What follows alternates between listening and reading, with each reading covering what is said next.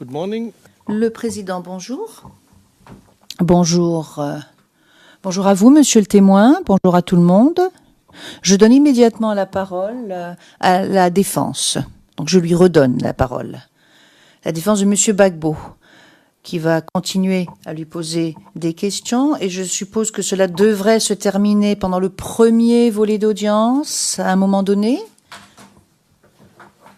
Maître Jacobs, vous avez la parole.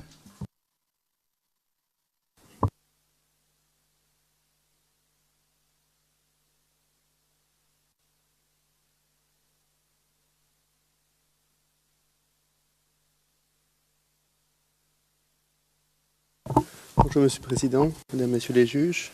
Bonjour Monsieur le témoin. Bonjour Monsieur.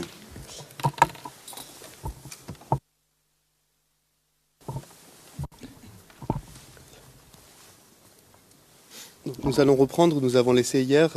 Nous discutions du rapport concernant la mosquée Siko-Gilem. J'aimerais à présent vous poser quelques questions concernant le scellé CIV OTP 0070 1578 que vous décrivez à partir de la page 20-21 du rapport. Je vais redonner le numéro ERN du rapport pour le greffier. CIV OTP 0076 19 52.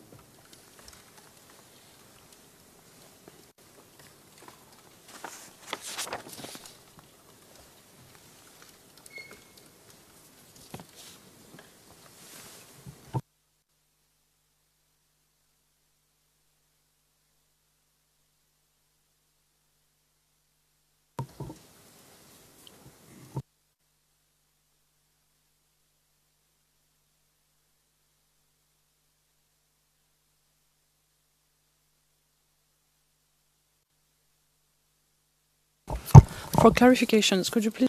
La greffière d'audience, est-ce que vous pourriez nous indiquer le numéro ARN que vous souhaiteriez voir afficher, le premier 00701578 ou le deuxième 00761952? Merci. ARN du rapport dont on discute. Merci.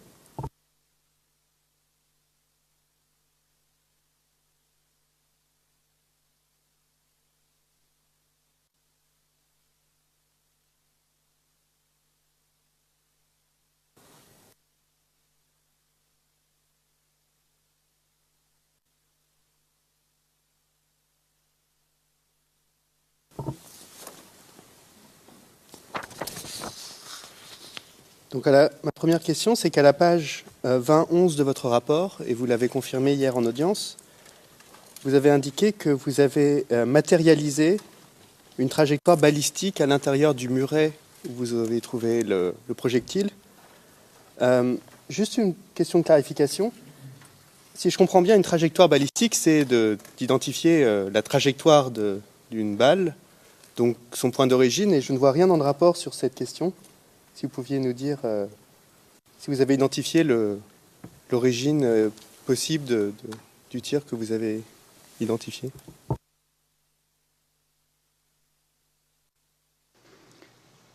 Donc une trajectoire balistique est constituée de 2 points au minimum.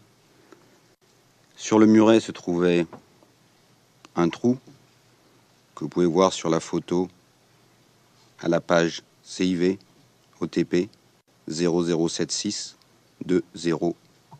Dans cette photo en haut à droite, vous voyez l'orifice que j'ai identifié. Bien évidemment, il est probable que derrière cet orifice à l'intérieur du mur, le projectile, s'il s'agit d'un projectile, a pénétré et donc a créé une trajectoire. J'ai donc utilisé un kit de trajectoire balistique, comme vous pouvez le voir, qui permet de matérialiser sous différents angles. Et là, je me réfère aux photos qui suivent et à la page qui suit, qui permettent d'avoir une estimation de la trajectoire qu'on appelle terminale avant l'entrée dans le muret. Pour ce qui est de l'origine du tir, et pour répondre de manière plus précise à votre question, je dirais que cette origine est forcément dans l'axe de cette trajectoire qui est matérialisé par le kit que vous voyez de couleur orange. Donc en gros, on a une trajectoire qui est légèrement descendante jusqu'à l'impact dans le mur.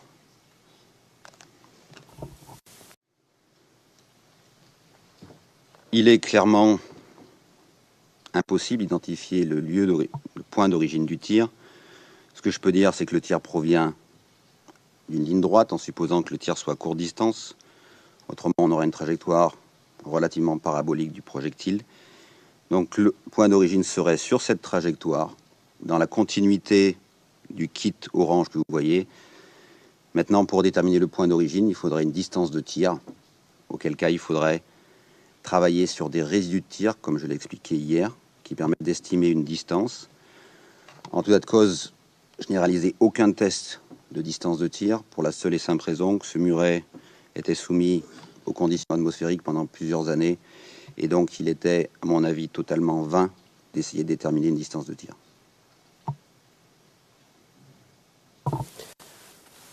Merci. Alors, vous avez indiqué hier que vous avez procédé à l'examen de l'objet à l'IRCGN vous-même. Est-ce habituel pour les membres du bureau du procureur de la Cour pénale internationale de procéder à des examens directement à l'IRCGN?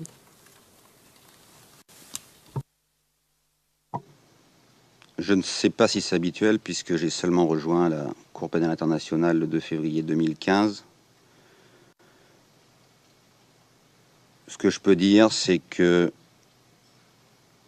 il n'y avait aucun problème au niveau de la direction de l'IRCGN pour que j'utilise le matériel, étant donné l'urgence, et dans un but bien évidemment de gagner en efficacité et en coût, puisque l'examen préliminaire que j'ai réalisé sur ce projectile n'a pas eu à faire l'objet d'une expertise complémentaire qui aurait eu forcément un coût. Qu'entendez-vous par l'urgence? Quelle urgence?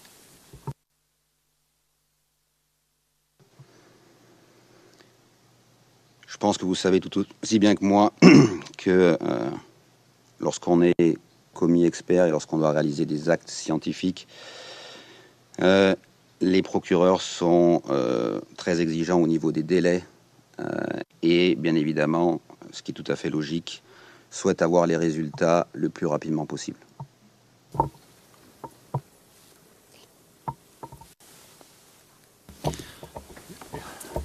Your Honors. Monsieur MacDonald, Monsieur le Président, oui, Monsieur MacDonald,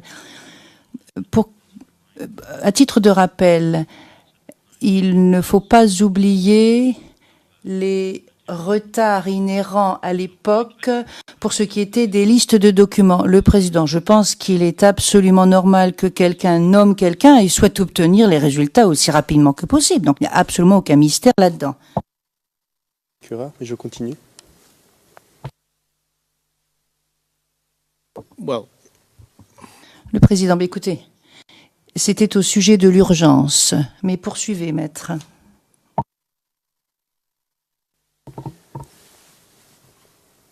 Avez-vous reçu une lettre de mission pour procéder à l'analyse du projectile?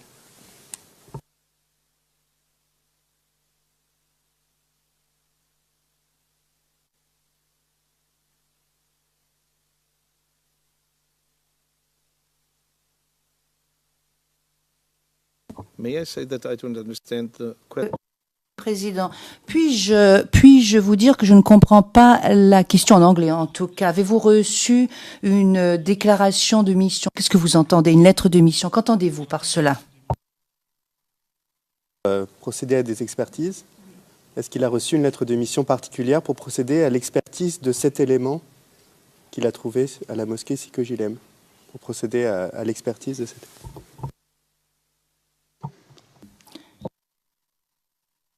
Préliminaire de cet objet, je n'ai reçu aucune lettre de mission, si ce n'est la lettre de mission initiale qui mentionnait d'effectuer toutes observations utiles à la mission de la vérité. Donc si je comprends bien, en raison de ce que vous appelez l'urgence, vous avez juste pu arriver à l'IRCGN, demander à quelqu'un d'utiliser un appareil, il n'y a pas eu de procédure formelle, parce que vous connaissiez les personnes là-bas, vous avez pu utiliser les appareils. Il n'y a pas eu de procédure de demande officielle, de coopération ou... Non, de mémoire, j'ai pris contact avec le directeur de l'IRCGN pour lui demander l'autorisation d'utiliser le matériel du département balistique durant une demi-journée.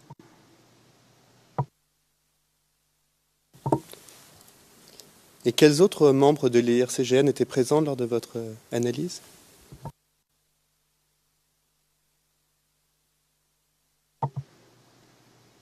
Donc bien évidemment, tous les experts qui travaillaient ce jour-là au sein du département balistique étaient présents.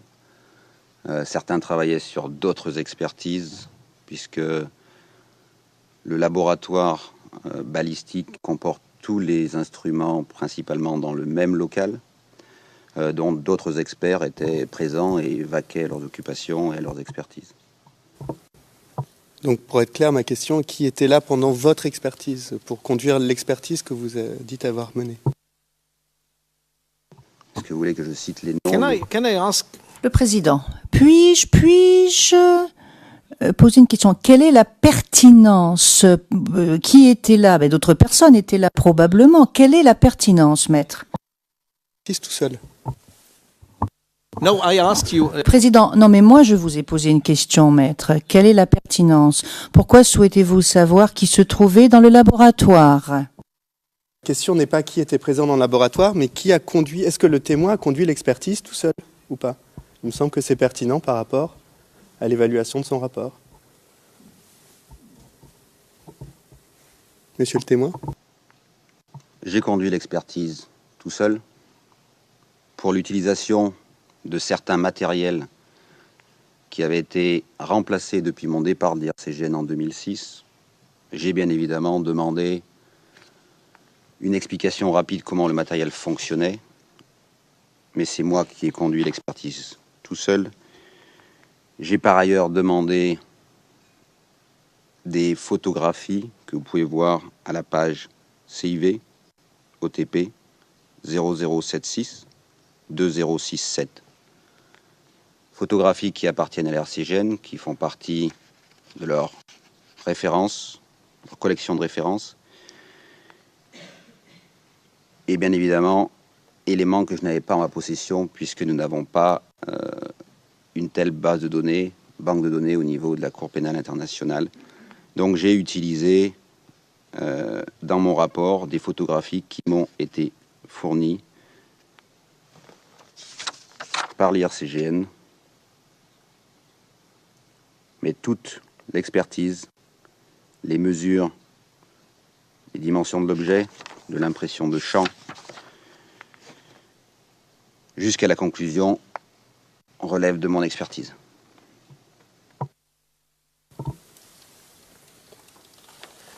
Donc juste pour être clair, quand vous dites à la page 2067 de votre rapport, je laisse le greffier. Des photographies sont réalisées avec une munition de calibre 7,62 x 39. En fait, ce que vous dites, ce n'est pas des photographies sont réalisées, c'est qu'on vous fournit des photographies de... Je vais essayer d'être plus clair afin de faciliter votre compréhension. À la page CIV OTP 0076 2067, vous voyez des photographies de projectiles, y compris en coupe, où on identifie clairement le noyau et la chemise. Ces photographies, comme indiqué dans mon rapport, puisque ces photographies ont été IRNées, ont été fournies par l'IRCGN et font partie de leur collection de références, puisque bien évidemment, en une demi-journée, je n'avais pas le temps de couper un projectile en deux et de prendre des photos. Maintenant, par rapport à votre remarque, à la page CIV, OTP 0076 2068, les photographies que vous voyez sont les photographies que j'ai prises. De mémoire. Merci. Avez-vous procédé à une analyse chimique du projectile, par exemple pour identifier le type de métal ou la présence d'explosifs?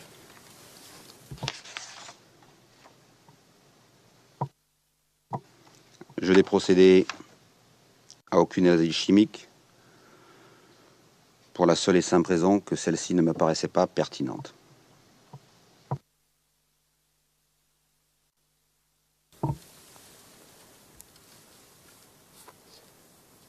Vous concluez votre analyse en affirmant, page 2069, ce projectile est compatible avec une munition de calibre 7,62 x 39 mm. Est-ce que l'échantillon que vous avez récolté était compatible avec d'autres types de munitions?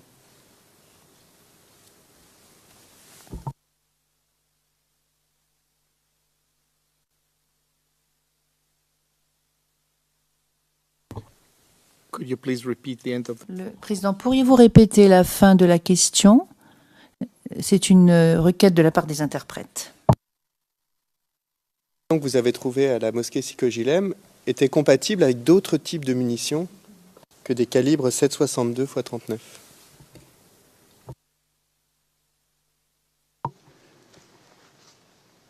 Donc pour ce projectile, son calibre nominal, le diamètre du projectile est 7,62. Bien évidemment, tout type de projectile peut être monté avec différents étuis et il y aurait d'autres possibilités de calibre. Toujours est-il que c'est du 7,62. Ce qui, à mon avis, le plus probable, c'est que c'est du 7,62 par 39. Maintenant, ma conclusion indique une compatibilité, mais ne dit pas qu'elle n'est pas compatible avec d'autres types de munitions. Donc je pense que la conclusion est une conclusion traditionnelle de rapport d'experts où on indique une compatibilité entre l'objet retrouvé et, en l'occurrence, un projectile et le type de munition dont il pourrait provenir.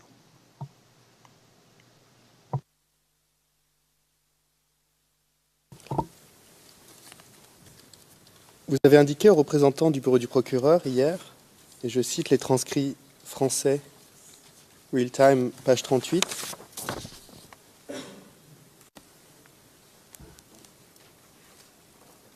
à partir de la ligne 12. Et donc, suite aux différentes mesures, observations, j'en suis arrivé à la conclusion que, selon toute vraisemblance, cet objet dû, scellé, CIV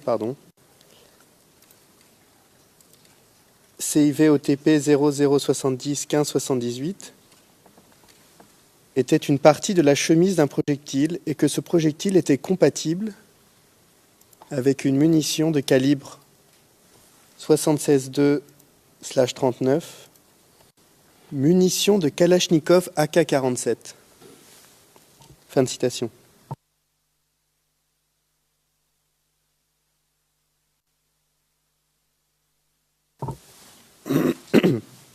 Vous ne mentionnez pas dans votre rapport qu'il pourrait s'agir d'une munition de Kalachnikov AK-47. Avez-vous procédé à des analyses depuis votre rapport pour fournir plus d'informations en audience? Non, je n'ai procédé à aucune analyse. Le calibre 72 par 39 et la munition traditionnelle utilisée pour les armes de type AK-47. Et ce type de calibre n'est pas utilisé pour d'autres armes?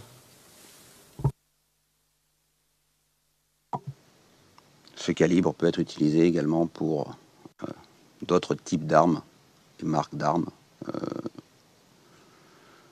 Une fois de plus, la balistique est un domaine très vaste où on peut aller jusqu'au rechargement, jusqu'à la fabrication artisanale de munitions. Donc tous les cas de figure sont envisageables.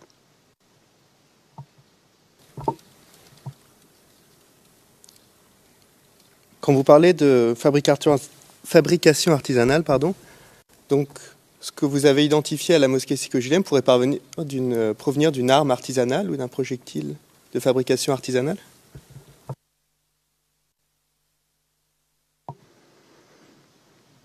Je n'ai pas dit cela, j'ai dit que ce projectile présente tout toutes les caractéristiques d'une arme, d'un projectile fabriqué de manière industrielle. Il n'y avait aucun élément sur ce projectile qui puisse indiquer qu'il a été fabriqué de manière artisanale. Là, le plus probable étant que ce projectile de calibre 7,62, première interprétation, provient d'une munition de calibre 702 par 39 parce qu'il est compatible au niveau de la forme. Il est compatible au niveau de la largeur de rayure, de l'impression de champ, avec l'utilisation d'une arme de type Kalachnikov. Et donc là, c'est la deuxième interprétation qui dit que c'est compatible avec l'utilisation d'une arme de type AK-47, mais peut être utilisé bien évidemment avec d'autres armes. J'ai marqué dans mon rapport qu'une expertise balistique pourrait être conduite afin d'obtenir des éléments complémentaires concernant l'objet du scellé. En l'occurrence, une analyse complète pourrait être réalisée de manière à voir par rapport à l'impression de champ, sa largeur, les caractéristiques physiques et métallurgiques de cette enveloppe, si on pourrait affiner de manière plus précise le type d'arme qui aurait pu utiliser ce projectile et le type de munition dont ce projectile provient. Toujours est-il que, en quelques heures, vous comprendrez aisément que je ne pouvais pas aller plus loin dans les analyses. Et c'est pour ça que j'ai mentionné qu'une expertise balistique complémentaire pourrait être réalisée. Le procureur ne l'a pas ordonné, ce qui se comprend à mon avis, puisque les éléments obtenus de cet examen préliminaire étaient peut-être suffisants. Et en tout état de cause, il appartient de juger la pertinence de ce projectile, qui a été retrouvé plusieurs années après les faits, dans un mur, et qu'il est impossible de dater le moment où ce projectile a pénétré ce mur.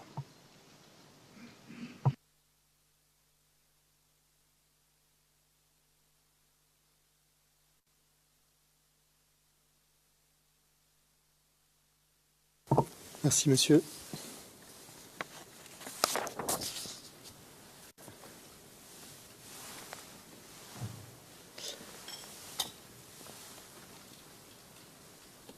J'aimerais à présent vous poser quelques questions concernant vos rapports de prise de vue. Juste quelques questions assez rapides.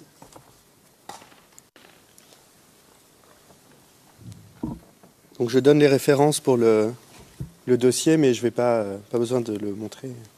Donc il y a le premier rapport qui est CIV-OTP 0084 4253. Le second 0084 4305 et le troisième 0084 4361.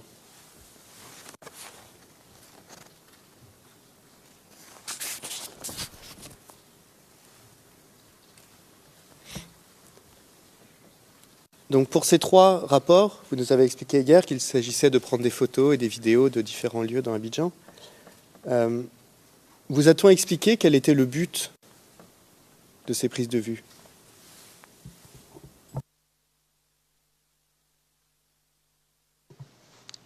Tout à fait, et le but est, à mon avis, évident, c'est de la documentation de scènes de crime qui peut être utilisée au procès, bien évidemment, comme c'est le cas à l'heure actuellement, mais qui peut être utilisée également pour être présentée à des témoins pour identifier ou reconnaître des lieux. Mais bien évidemment, ça a été expliqué, même si, à mon avis, cela coulait de source.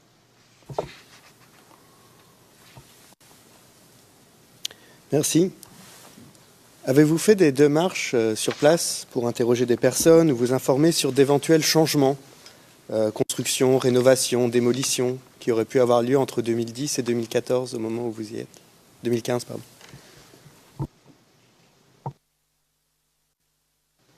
Non, absolument pas.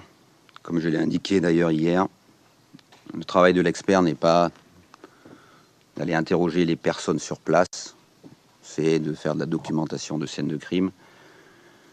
Si des investigations supplémentaires devaient être réalisées au niveau d'actes d'enquête, c'est bien évidemment à la diligence et à la demande du procureur en utilisant la division des enquêtes et les enquêteurs du bureau du procureur.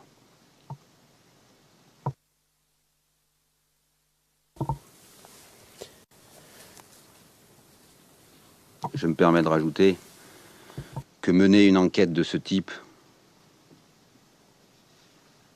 est à mon avis relativement complexe, tellement les travaux réalisés de voirie, les modifications de la végétation sont importantes en 4 ans.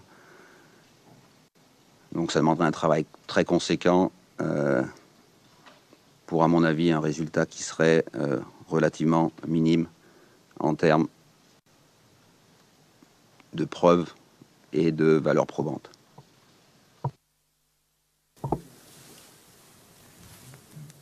Merci.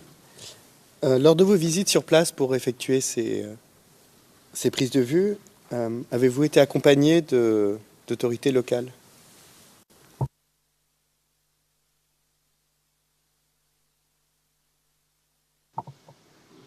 Comme je l'ai expliqué hier, lorsque nous déplaçons sur une scène de crime, nous sommes accompagnés d'enquêteurs du bureau du procureur,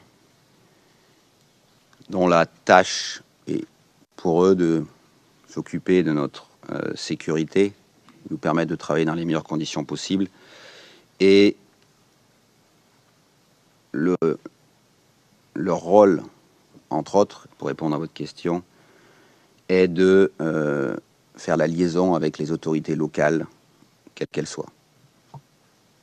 Toujours est-il que, en tant qu'experts, nous n'avons pas à prendre part à quelques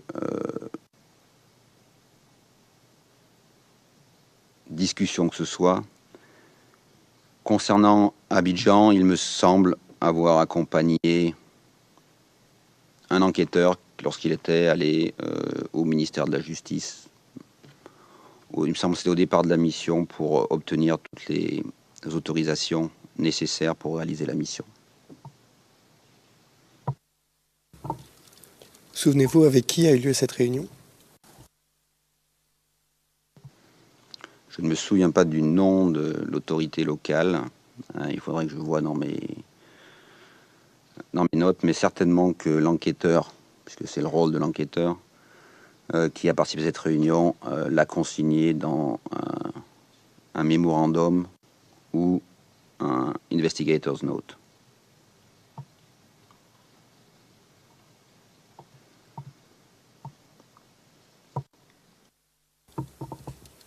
Merci.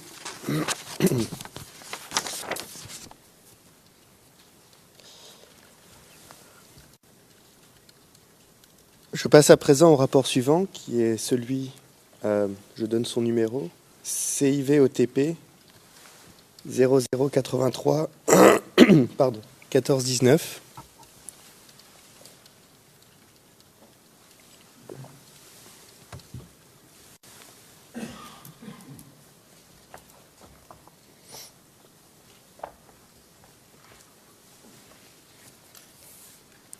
Qui porte sur l'identification de lieux visibles sur un enregistrement vidéo et sur une photographie.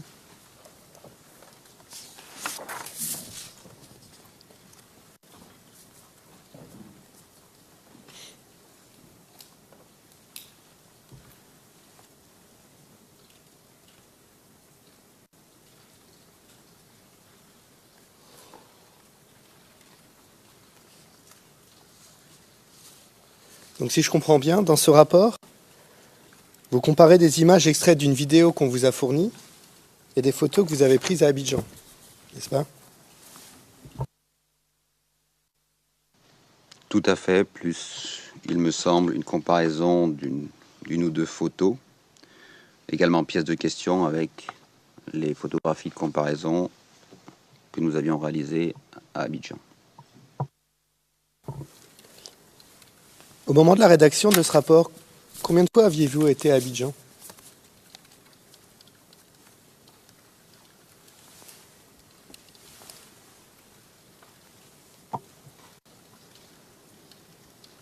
De mémoire, je dirais 2 fois, puisqu'il y a la mission en décembre 2014. Il devait s'agir, à mon avis, de la deuxième mission, qui était la documentation de scènes de crime, donc je dirais 2 fois. Je voudrais pas me tromper sur le... Il me semble 2 fois.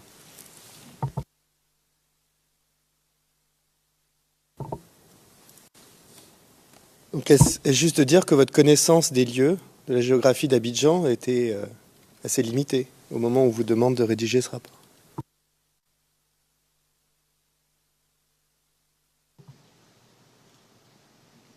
Donc bien évidemment, la connaissance générale d'Abidjan et ses alentours est forcément limitée, étant donné le temps limité que l'on passe sur place et pour lequel on n'est pas amené à faire du tourisme. Maintenant, je dirais que sur les lieux en question, si vous regardez les horaires des photos, j'ai quand même passé sur chaque site bien précis un temps relativement conséquent sur le terrain, et vous comprenez que lorsque vous faites des panoramiques 360, vous stationnez un certain temps et vous regardez dans toutes les directions. Donc je dirais que de manière générale, ma connaissance d'Abidjan est effectivement très limitée, mais sur les lieux en particulier, après y avoir passé plusieurs heures, je pense que passer plusieurs heures sur une zone qui fait en gros 2 hectares, on arrive à avoir une vision relativement correcte de la zone. Avez-vous procédé à d'autres analyses de la vidéo que la comparaison? Par exemple, pour identifier la date ou l'auteur?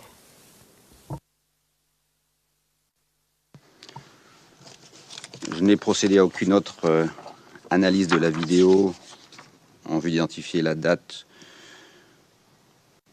ou l'auteur, tout simplement parce que ça ne rentrait pas dans ma mission d'expertise.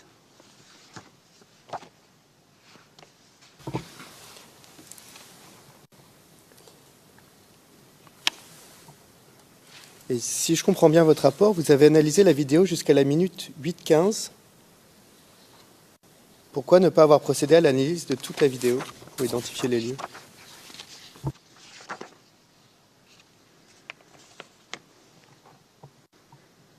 Est-ce que vous pouvez, s'il vous plaît, préciser votre allégation selon laquelle je n'aurais analysé la vidéo que jusqu'à la minute 8:15?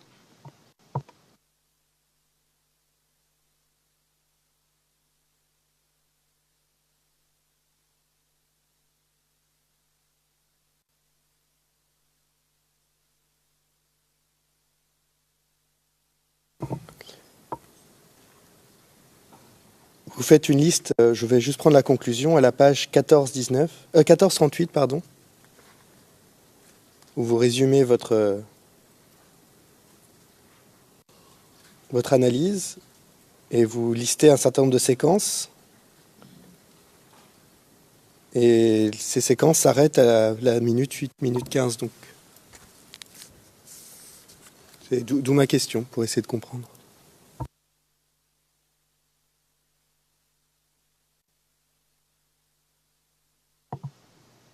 Si vous prenez le rapport à la page CIV, OTP 0083 1427.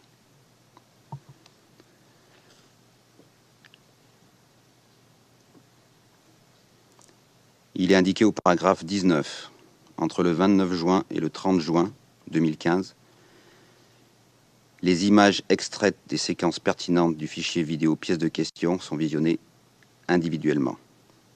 Et les autres images sont visionnées individuellement. Donc pour clarifier, toute la vidéo a été visionnée, chaque image extraite a été visionnée individuellement. Et après, j'ai identifié, puisque là, on est dans la partie du rapport qui s'appelle analyse comparative. Donc, c'est effectivement une analyse. Quelles sont les séquences pertinentes? C'est pour ça que vous voyez différents paragraphes qui indiquent les séquences pertinentes, qui sont au nombre de 5. Et sur la base de quels critères avez-vous choisi des séquences pertinentes? On vous a demandé de rechercher quelque chose en particulier? Il me semblait qu'il fallait juste comparer, identifier des lieux sur une vidéo. Mais j'ai peut-être mal compris.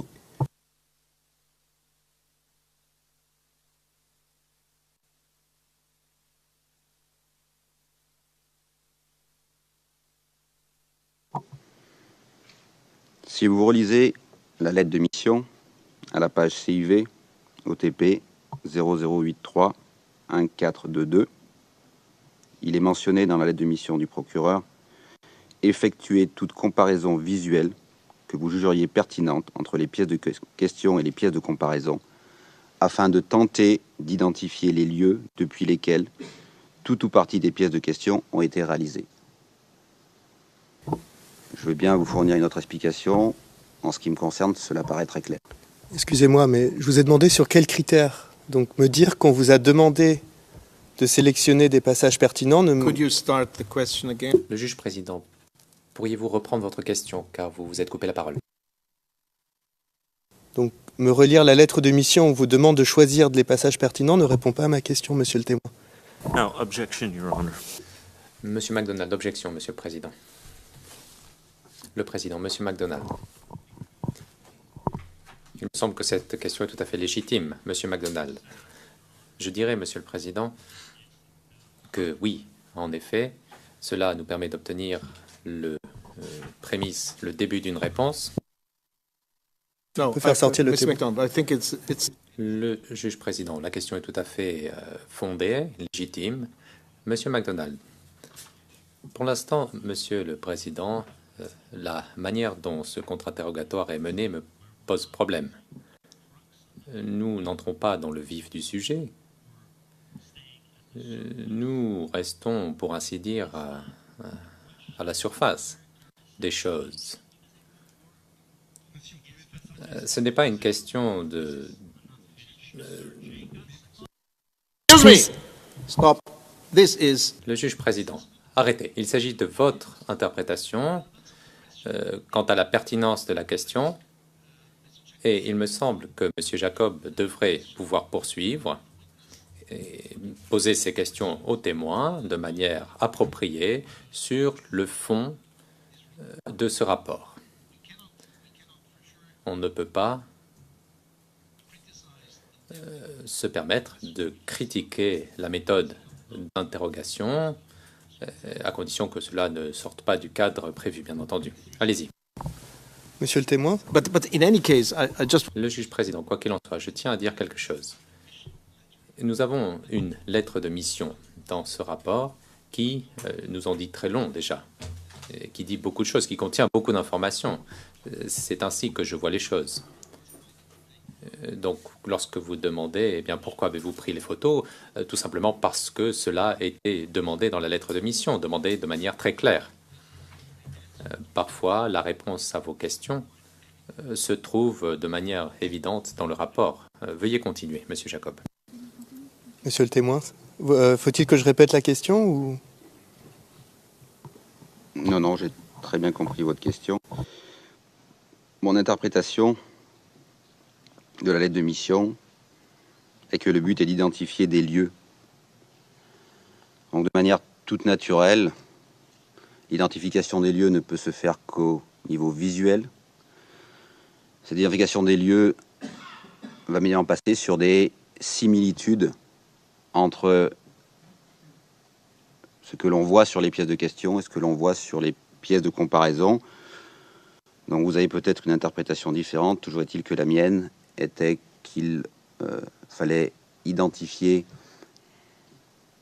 les séquences pertinentes et que la définition de pertinente, c'était pertinente parce que permettant de remplir la mission qui est d'identifier les lieux. J'espère avoir répondu à votre question.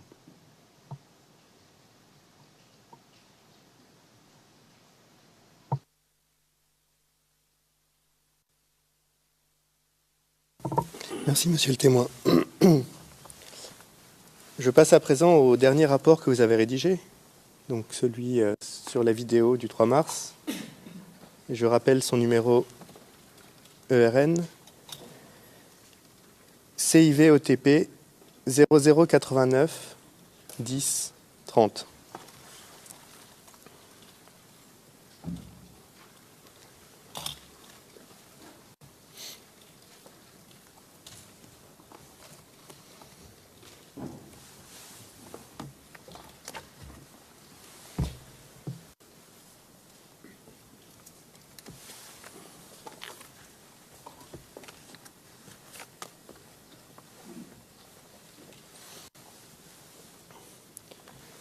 Première question, monsieur le témoin. Est-ce qu'entre le moment où vous avez rendu vos rapports dont on a discuté jusqu'à maintenant, donc je crois que vous avez rendu le dernier en juin 2015, et votre mission sur la vidéo de la marche des femmes, avez-vous effectué d'autres tâches pour le bureau du procureur dans cette affaire ?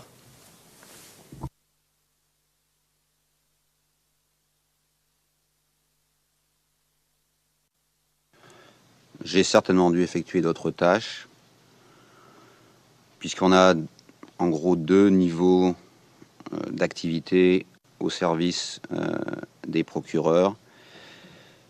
Un qui est par un système de quelque sorte d'examen préliminaire, de service request, où on peut procéder à différents examens rapides sans aller jusqu'au niveau expertal.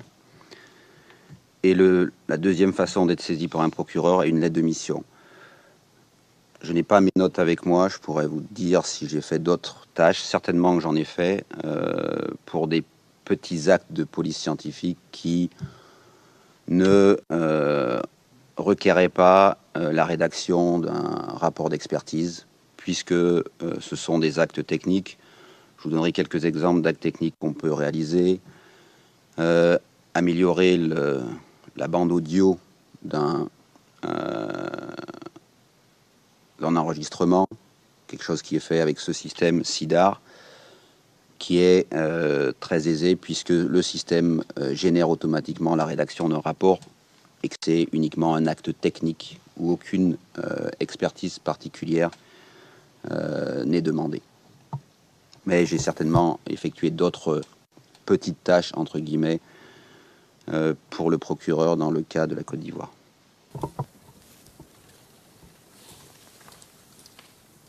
Donc sur une base régulière, vous recevez des instructions pour procéder à des activités dans l'affaire en dehors de vos missions, juste pour être clair. Oui, tout à fait, et ceci pour tous les cas qui sont en enquête au niveau du bureau du procureur.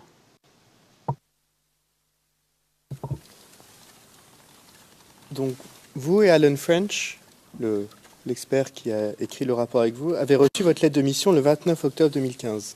C'est ce qui est indiqué dans votre rapport. Il est aussi indiqué dans votre rapport, à la page 1030, 1039, pardon. 1030 étant la première page.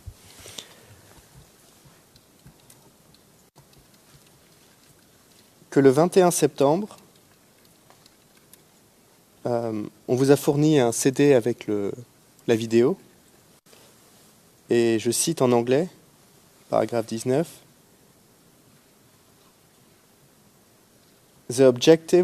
L'objectif consistait à permettre à Xavier Laroche de réaliser une évaluation préliminaire du contenu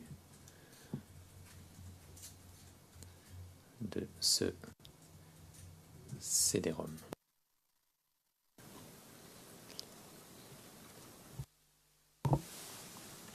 Qui vous a donné instruction de procéder à cet examen préliminaire ?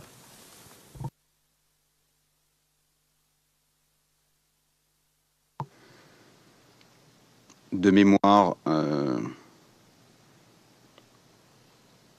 j'avais discuté avec le procureur, M. MacDonald, de cette vidéo et je lui ai proposé, vu qu'on venait d'acquérir le système SIDAR, de faire une première évaluation pour voir qu'est-ce qui pourrait être intéressant en termes audio et vidéo sur ce fichier vidéo. Donc c'est une discussion que j'ai eue avec M. McDonald. Donc vous discutiez régulièrement avec M. McDonald des éléments de preuve dans le dossier? Je ne dirais pas régulièrement, mais dès que on peut rendre un service à un procureur, bien évidemment, des réunions ont lieu de manière à ce qu'on puisse l'informer informer les procureurs sur nos capacités techniques et scientifiques, voir la possibilité d'externaliser l'expertise s'ils n'ont pas les capacités de le réaliser au sein même de la section des sciences forensiques. Est-ce que votre examen préliminaire a fait l'objet d'un rapport?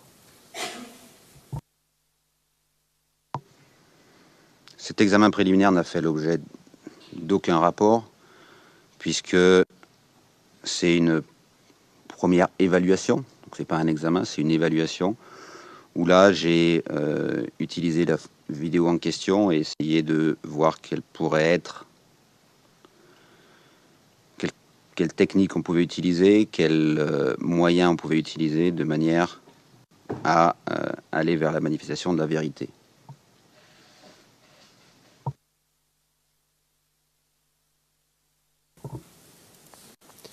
Avez-vous eu un rôle dans la rédaction de la lettre de mission que vous avez reçue, vous et Alan French, sur la base de votre examen préliminaire?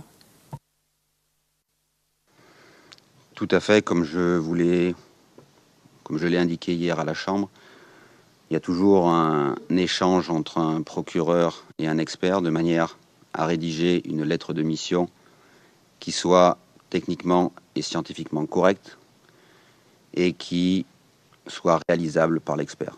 Donc, bien évidemment, il y a eu un échange avec M. McDonald sur les termes de cette lettre de mission.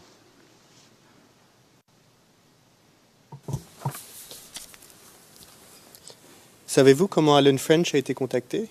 Est-ce vous qui avez suggéré son nom? C'est effectivement moi qui ai suggéré son nom, qui ai contacté Alan French, puisqu'il avait été...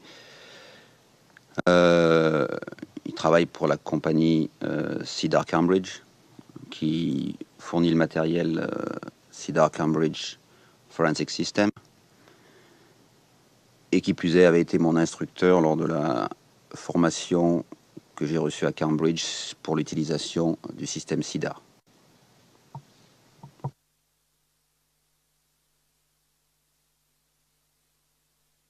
Peut-être pour préciser, cette expertise a été faite en co-expertise puisque l'utilisation expertale de Cedar n'est pas de mon domaine de compétence. Je suis un simple technicien qui applique la formation qu'il a reçue, alors que M. French est un vrai expert du système Cedar qui l'utilise au quotidien puisque c'est son activité principale, ce qui n'est pas mon cas. Donc, si je comprends bien ce que vous nous dites, toutes les analyses audio, et cela ressort en partie du rapport, ont été faites par Alan French.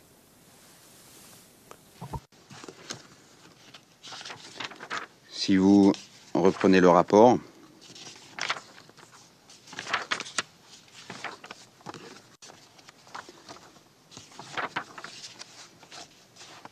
à la page CIV, OTP 0089 1056.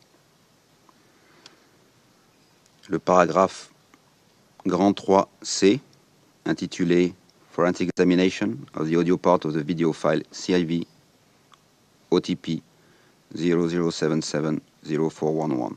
CIV OTP 0077 0411.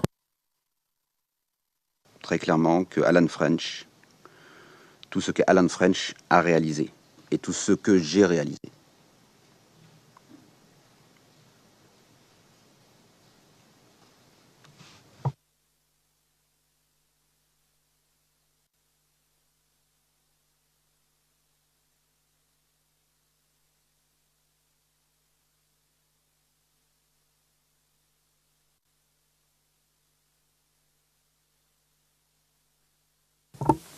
Merci.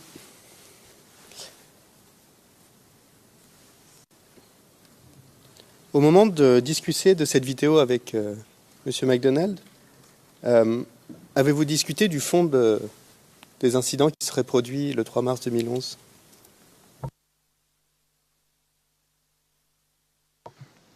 Je n'ai pas discuté en détail des événements. Les informations qui m'ont été données étaient simplement que les faits supposés étaient que suite à une manifestation de femmes à Abidjan le 3 mars 2011, des coups de feu auraient été tirés et auraient fait plusieurs victimes parmi les manifestantes.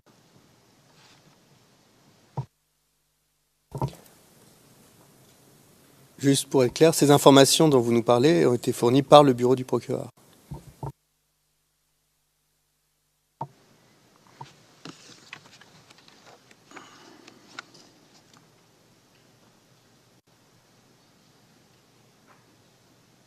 Tout à fait. Comme je l'ai expliqué hier, nous avions besoin pour travailler d'un minimum de contexte pour voir ce qui pourrait être pertinent à réaliser au niveau de cette vidéo.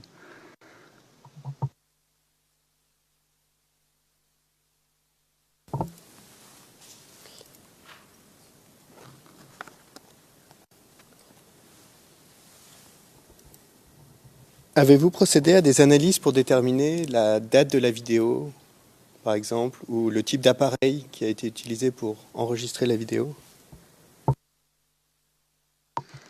Je n'ai procédé à aucune analyse de cette vidéo au niveau de ses métadonnées, puisque ça ne rentrait pas dans ma lettre de mission. Et je n'ai pas non plus cherché à savoir l'identité de la personne qui aurait filmé ou quelque autre élément d'enquête, puisqu'il ne me paraissait pas pertinent pour la réalisation de l'expertise scientifique.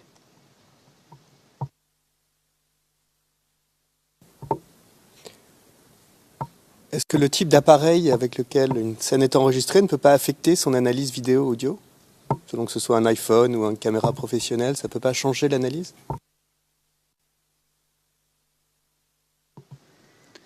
Bien évidemment, le type de caméra qui va être utilisé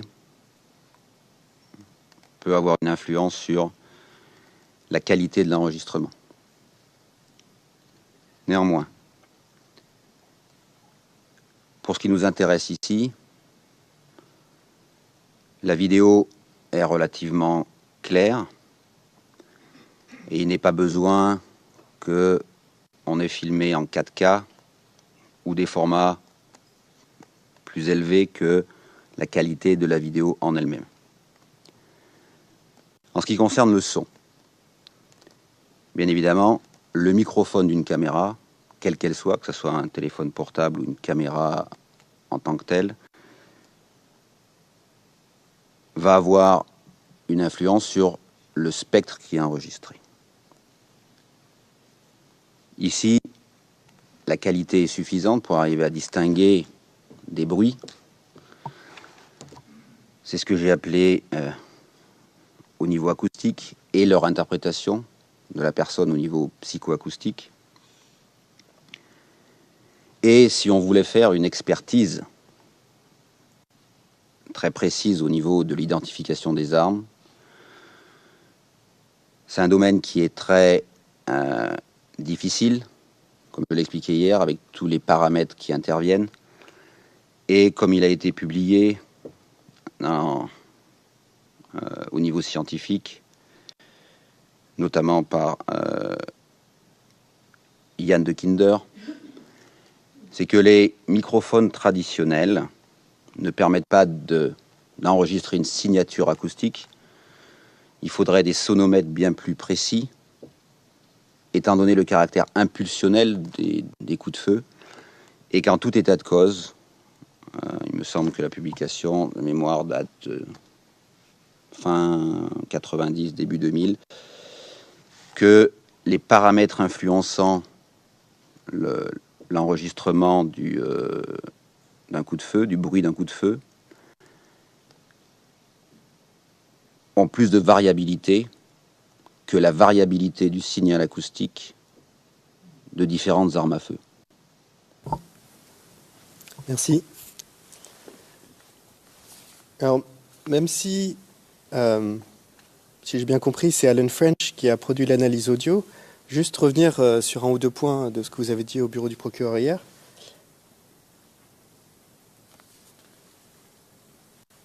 Vous avez indiqué, et je cite les transcrits français d'hier, page 43, ligne 7, ce que nous avons réalisé s'étant et d'identifier, de donner une origine au spectre qui a été identifié sur les spectrogrammes avec les images de la vidéo, puisqu'il est très difficile d'arriver à identifier un objet uniquement avec son spectre.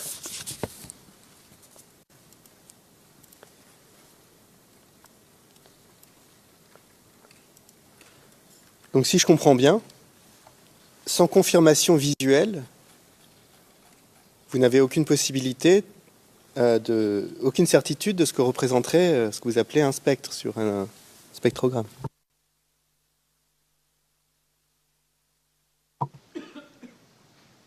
Donc au niveau de la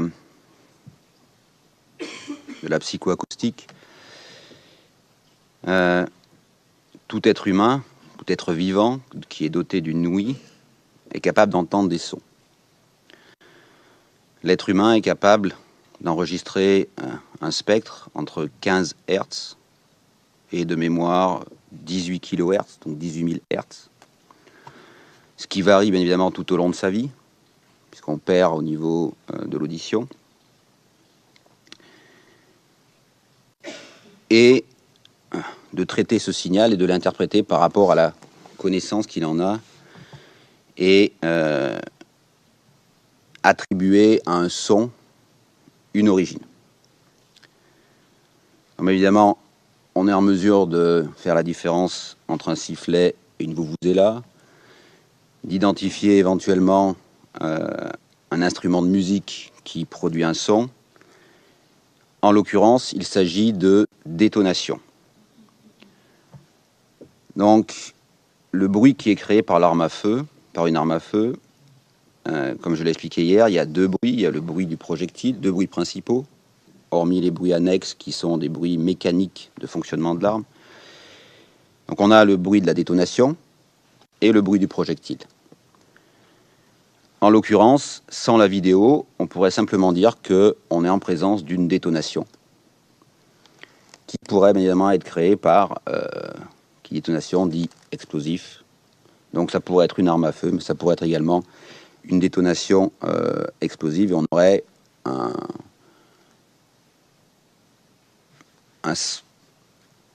son qui pourrait être similaire.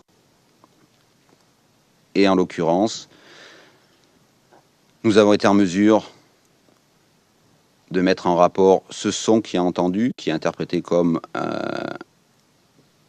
un bruit impulsionnel, avec la présence d'un véhicule blindé, équipé d'armement, et la présence du résidu de tir, plus toutes les autres informations annexes qui, à mon avis, comme j'ai dit hier, sont du bon sens commun, où on voit les manifestants fuir, où on voit la panique, et à la fin de la vidéo, où on voit plusieurs femmes mortes sur la chaussée. Merci, monsieur le témoin. Donc j'en viens à la partie interprétation de votre rapport, à partir de la page 1060.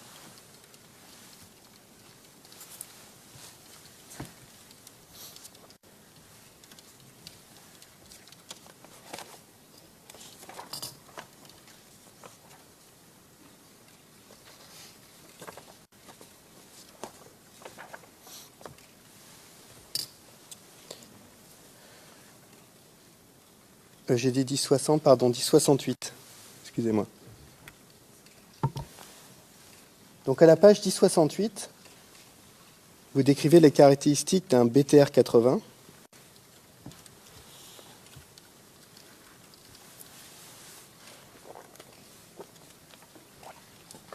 Je vous laisse prendre connaissance de la page.